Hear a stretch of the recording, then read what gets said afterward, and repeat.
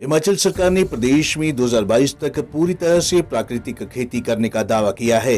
हिमाचल प्रदेश के कृषि मंत्री वीरेंद्र कंवर का मानना है कि सरकार रासायनिक खेती और कीटनाशकों से प्रदेश के किसानों को मुक्ति दिलवाएगी और प्रदेश सरकार कृषि उत्पादकों से संबंधित लैब्स टेस्टिंग को भी बढ़ावा दिया जाएगा ताकि फसलों के उत्पादन में और गुणवत्ता आ सके।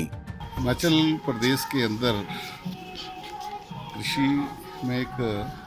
बहुत बड़ा परिवर्तन जो है वो विभाग के द्वारा, सरकार के द्वारा किया जा रहा है, जिसमें रासायनिक खेती से और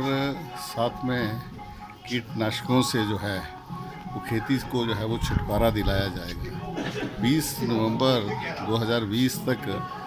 हमने हिमाचल प्रदेश की 2953 पंचायतों में ऐसे 90,000 से ज़्यादा हमने किसानों को प्रशिक्षित किया है और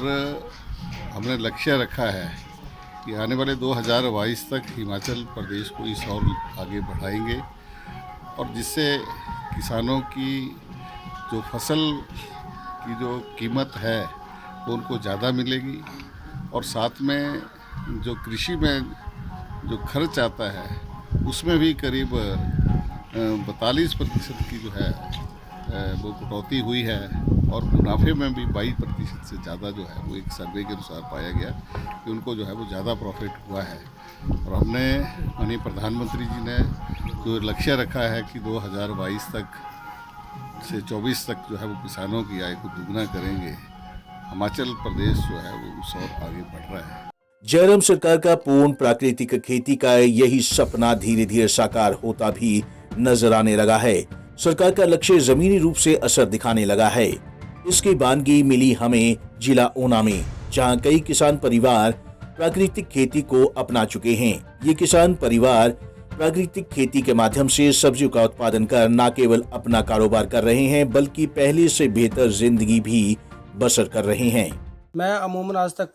1 या 2 बार मंडी में गया हूं, लेकिन मैं ऐसे करता हूं कि मेरे पास इंटरक्रॉप करता हूं मैं इसमें कि अलग अलग फसलें लगाकर जो है मैं खुद से भी इसको बेचता हूं। लोगों के बीच में अब मेरी काफ़ी जागरूकता हो गई है, वो जानते हैं कि यहाँ पर जो वो प्राकृतिक उत्पाद तैयार किए जाते हैं। इसके अलावा मेरे पास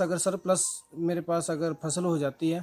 तो हमारे गांव के 2 या 3 किलोमीटर के दोनों तरफ जो है वो रोड के ऊपर जो वो किराना की शॉप होती हैं और छोटी शॉप होती है, उस समय में एक रेट 25-30 किलो का रखकर मतलब क्विंटल के करीब जो हम अपनी फसल जो वो तीसरे दिन वहाँ पर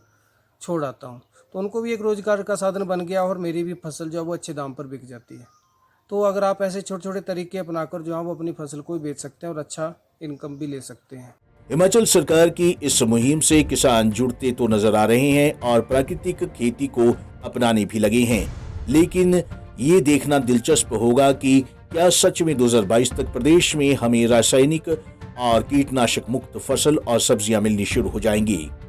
पंजाब केसरी टीवी चंडीगढ़ के लिए ऊना से संदीप खड़वाल की रिपोर्ट।